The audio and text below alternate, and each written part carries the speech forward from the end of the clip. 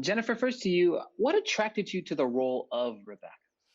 Well, I think I would have done any role that had either Alice Birch or Rachel Weisz attached to it in any way. But Rebecca, I was just completely full of glee at the thought of playing somebody who has so little regard for what anybody else thinks. Uh, it was, and she's funny and she's smart and she's ruthless, and that was really fun. Emily, to you. Were you familiar with Cronenberg's Dead Ringers?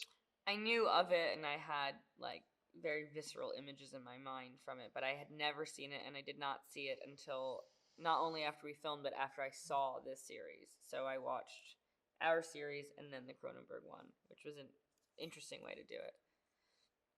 It is interesting because I watched it back, and the follow up to that is like, what did you see kind of that difference in watching this version versus that version?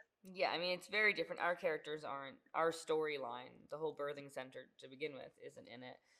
But I was surprised and found it cool that there's a lot of little kind of Easter eggs and like there's little ways of subtly honoring whether it's visual or dialogue based. The last one, but tonally they're both bizarre, but there's a lot more humor I think in the series and um, yeah, we kind of we it's like we took that world and like then added element and like expanded upon it and I guess brought it into the modern what we're dealing with now versus then.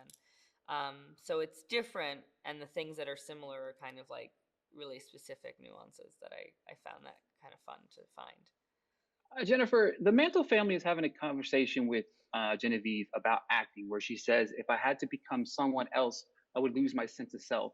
What do you do to ensure the characters you play don't consume Jennifer the person? Oh, I don't think there's ever any danger of that. I maybe I'm just not good enough, but I think it doesn't. It's it's just fun to pretend. I mean, it just is, right? It's fun.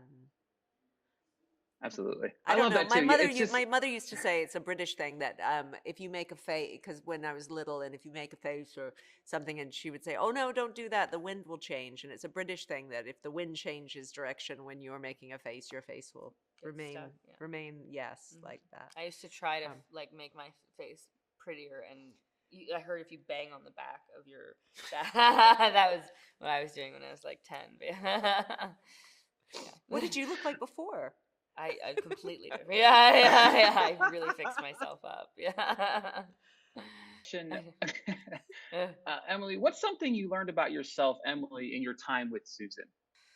Oh, yeah. I mean, I don't fear become. I'm not a method actor, and I don't fear becoming my characters. But I do notice that depending on the character I play, it sort of like highlights a different piece of myself at the time.